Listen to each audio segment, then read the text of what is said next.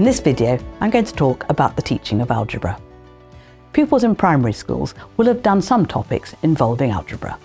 They will certainly have done some substitution into formula for area and perimeter. They may have done some simple equation solving, and they may have done some pattern spotting, building up patterns of numbers and then writing a rule using X or N to explain the rule. But it will be at quite a basic level, which is good.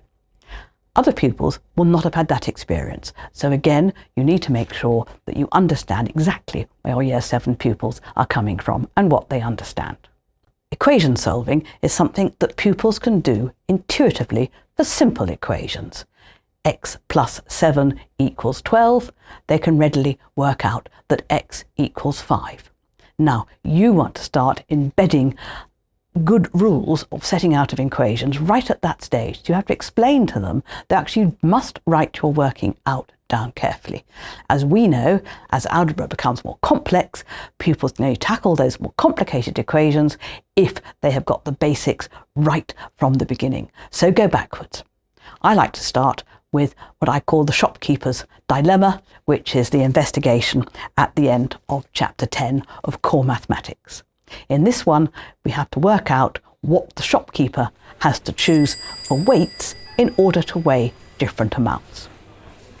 From this investigation, children really start to get the idea that an equation is a balance. You talk about those old shopkeeper's balances, and perhaps even borrow one from the early years department and show them that what you must do to equation is the same thing to both sides.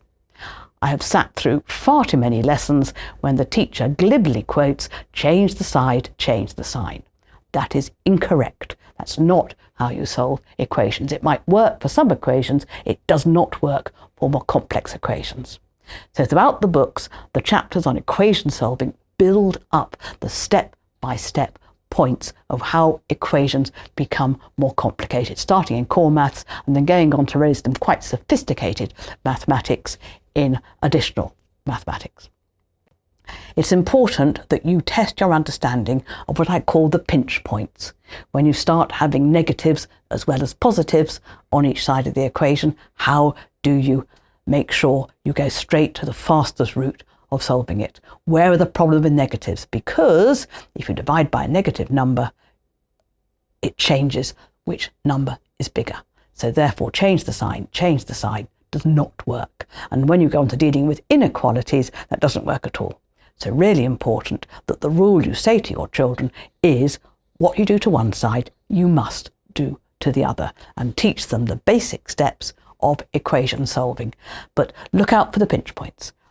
Once you've got negative numbers sorted, then you've got more than one x term on each side, then you've got brackets, then you've got fractions, and when you combine fractions and brackets and different terms, then actually we're getting into really quite sophisticated mathematics, which your children will fly with as long as they have got the fundamentals well embedded right from the word go.